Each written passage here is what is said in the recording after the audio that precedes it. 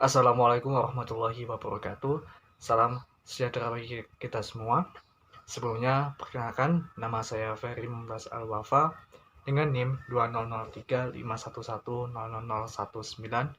dari program studi Manajemen Sumber Daya Perairan Fakultas Pertanian Universitas Trunojoyo Madura. Baik teman-teman, di kesempatan kali ini saya akan sedikit menjelaskan tentang materi dari mata kuliah biokimia, yakni materi biokimia dan metabolisme. Kita ke biokimia terlebih dahulu. Mungkin dari beberapa teman-teman sudah mengetahui pengertian dari biokimia. Saya jelaskan sedikit. Biokimia itu adalah merupakan ilmu yang berhubungan dengan berbagai molekul di dalam sel atau organisme hidup sekaligus dengan reaksi kimianya. Biokimia yang terdiri dari kata bios dan kimios, yakni bios sendiri dalam artian hidup atau hayati, dan kimios kimia atau senyawa organik, yang bisa diartikan juga biologi dan kimia organik yang disatukan dengan ilmu kimia hayati atau bisa disebut dengan biokimia. Ilmu biokimia ini mempelajari macam-macam molekul yang ada di dalam sel makhluk hidup dan organisme dan reaksi-reaksi kimia yang terjadi di antara molekul-molekul tersebut.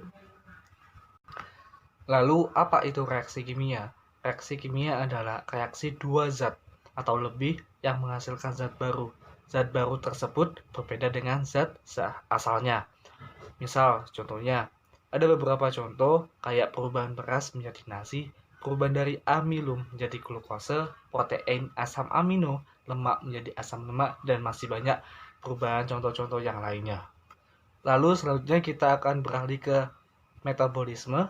Sebenarnya pengertian dari metabolisme itu sendiri yakni semua perubahan kimia dan energi yang terjadi di dalam jasad hidup atau karena kegiatan jasad hidup. Yang mengalami perubahan adalah substrat reaksi dan energi. Perubahannya dikatalisis oleh enzim. Lalu metabolisme sendiri juga memiliki fungsi. Apa fungsi dari metabolisme itu? Ialah mengekstrak energi dari substrat atau sekelilingnya, menyimpannya dalam senyawa energi tinggi untuk melaksanakan aktivitas atau fungsi kehidupan. Dan secara umum metabolisme mengandung arti pemecahan atau katabolisme dan pembentukan atau bisa dibilang dengan sintetis atau anabolisme. Dalam biokimia, kita harus mempelajari air. Mengapa demikian? Pada umumnya, senyawa yang diproduksi dalam tubuh dan terlarut dalam air berisi gugus kimia, seperti asam basa, pelepasan, dan penerimaan ion hidrogen. Dan juga,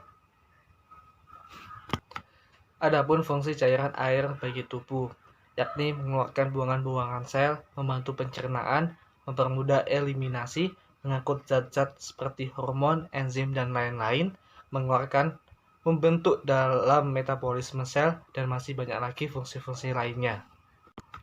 Lalu, seluruh cairan tubuh didistribusikan di antara dua kompartemen utama, yakni yang pertama ada cairan intraseluler dan yang kedua ada cairan ekstraseluler. Kepentingan biologi air. Kepentingan biologi air ada 3 macam, yakni menjaga suhu sistem, yang kedua pelarut senyawa ionik maupun molekuler organik, dan yang ketiga sebagai reaksi biokimia. Dan selanjutnya ada proses pergerakan transport cairan tubuh, terbagi menjadi difusi, transport aktif, dan juga filtrasi. Kita yang pertama ada difusi. Pengertian dari difusi sendiri adalah proses di mana artikel yang terdapat dalam cairan bergerak dari konsentrasi tinggi menuju ke konsentrasi yang lebih rendah, sampai terjadinya keseimbangan. Adapun faktor-faktor yang meningkatkan difusi. Yang pertama ada peningkatan suhu, yang kedua peningkatan konsentrasi partikel, dan yang ketiga penurunan ukuran atau berat molekul dari partikel. Yang keempat penurunan jarak lintas di mana massa partikel harus berdifusi, dan yang kelima ada peningkatan area permukaan yang tersedia untuk difusi. Lalu yang kedua transport aktif. Transport aktif ini merupakan bahan bergerak dari konsentrasi rendah ke tinggi. Dan yang ketiga ada filtrasi atau bisa disebut dengan penyaringan. Ini adalah merembesnya suatu cairan melalui selaput permeabel arah perembasan adalah dari daerah dengan tekanan yang lebih tinggi ke daerah menuju ke daerah yang tekanannya lebih rendah. Baik teman-teman, mungkin itu saja yang bisa saya sampaikan tentang materi metabolisme dan biokimia.